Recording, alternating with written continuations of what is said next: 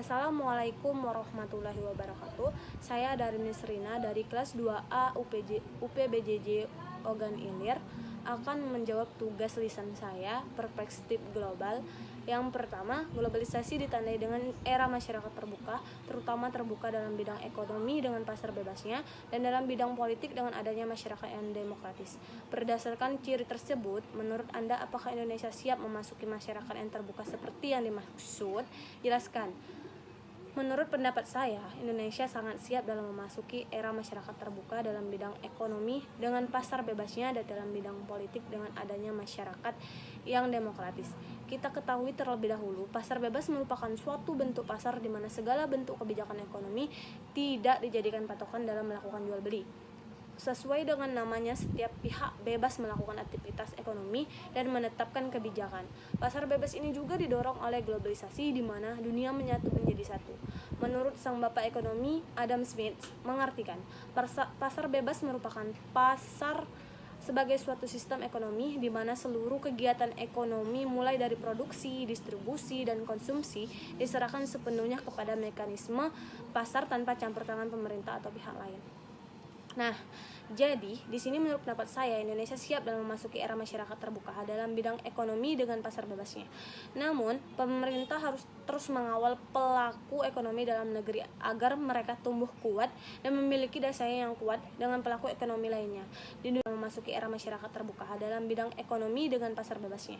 Namun, pemerintah harus terus mengawal pelaku ekonomi dalam negeri agar mereka tumbuh kuat dan memiliki daya saing yang kuat dengan pelaku ekonomi lainnya.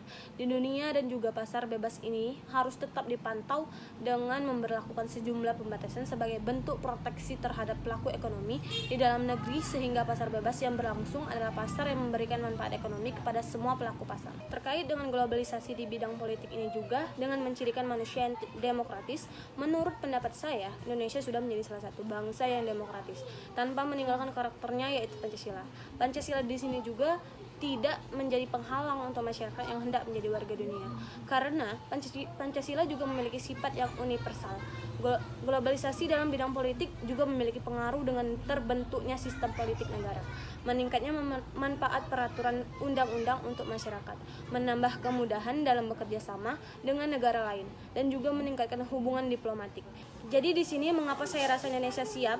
Bisa kita lihat sendiri politik yang terjadi di Indonesia sekarang sangat pesat setelah terjadinya Orde Baru yang otoriter. Berbagai perubahan konstitusional telah dilakukan untuk melemahkan kekuasaan cabang-cabang eksekutif.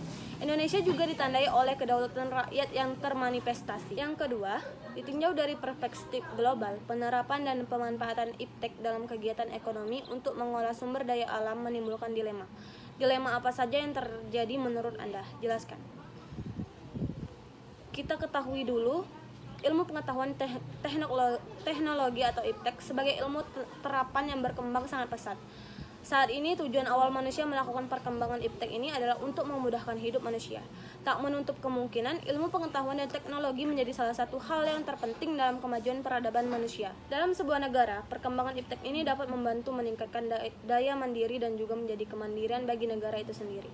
Hal ini juga dapat mendukung tujuan negara dan kontribusi untuk kesejahteraan rakyat. Bahkan dalam dunia internasional, nama negara dapat terangkat jika kemajuan iptek suatu negara mereka pesat. Ada banyak sekali kemajuan iptek yang bisa kita rasakan seperti dalam transportasi.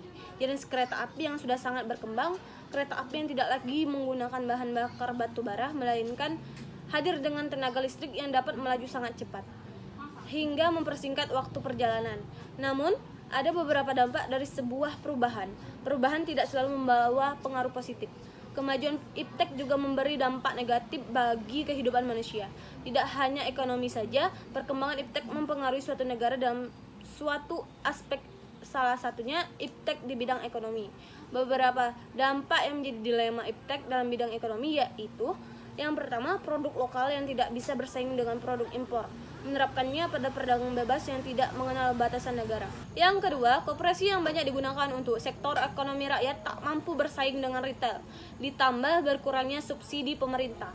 Dan yang ketiga, pemerintah yang bekerja hanya sebagai pengatur-pengatur ekonomi yang mekanismenya ditentukan oleh pasar. Yang keempat, menjamurnya produk yang dipasarkan melalui toko serta jaringan online yang menumbuhkan sifat konsumtif masyarakat. Dan yang kelima, makin sedikit tenaga kerja yang dapat diserap karena teknologi yang mempermudah pekerjaan manusia dihasilkan meningkat. Yang ketiga, saling ketergantungan antar negara dan antar bangsa dalam berbagai aspek kehidupan berkat keberhasilan serta perkembangan manusia. Coba jelaskan contoh-contoh yang terjadi. Menurut pendapat saya, saling ketergantungan adalah sikap saling membutuhkan antar manusia karena tidak ada yang bisa hidup sendiri tanpa berhubungan dengan orang lain. Adapun contoh-contoh nyata yang terjadi sebagai berikut. Yang pertama, antara pedagang dan pembeli. Mereka saling berketergantungan satu sama lain. Mereka sama-sama saling membutuhkan. Pedagang sayur membutuhkan pembeli untuk mendapatkan uang, dan begitu juga sebaliknya pembeli membutuhkan pedagang sayur untuk memenuhi kebutuhan dan mendapatkan bahan makanan. Apabila mereka tidak saling bergantung, dari mana lagi mereka akan mendapatkan kebutuhan mereka masing-masing. Yang kedua, antara pemerintah dan masyarakat. Di sini sangat jelas bahwa pemerintah membutuhkan masyarakat dalam suatu kepemiluan, dan begitu juga masyarakat membutuhkan pemerintah untuk mengayomi mereka. Dan yang ketiga, sebuah negara membutuhkan pemimpin. Mengapa demikian? Karena sebuah negara tidak akan berdiri dengan baik apabila tidak ada seorang pemimpin. Dan yang keempat, dalam dunia kerja, antara perusahaan yang sangat membutuhkan karyawan agar dapat memperkuat mekanisme kerja sehingga kinerja perusahaan tetap baik walaupun terjadi perubahan. Yang kelima, ketergantungan antar ruang. Seperti halnya banyak sekali masyarakat yang pergi dari kota ke kota lain untuk mencari pekerjaan demi mencukupi kebutuhan hidup sehari-hari. Terutama orang-orang masyarakat yang berada di perdesaan. Yang keenam, seorang anak yang membutuhkan kasih sayang orang tua. Banyak sekali anak-anak yang tidak mendapatkan kasih sayang dari orang tuanya, entah karena suatu perceraian ataupun kematian. Yang jelas seorang anak membutuhkan sekali figur orang tuanya. Sebagaimana mungkin sebagai orang tua, kita harus menyayangi anak-anak kita. Kalau tidak kita sendiri, siapa lagi yang menyayangi mereka? Mungkin itu saja yang bisa saya sampaikan. Lebih dan kurangnya saya mohon maaf. Saya akhiri. Wassalamualaikum warahmatullahi wabarakatuh.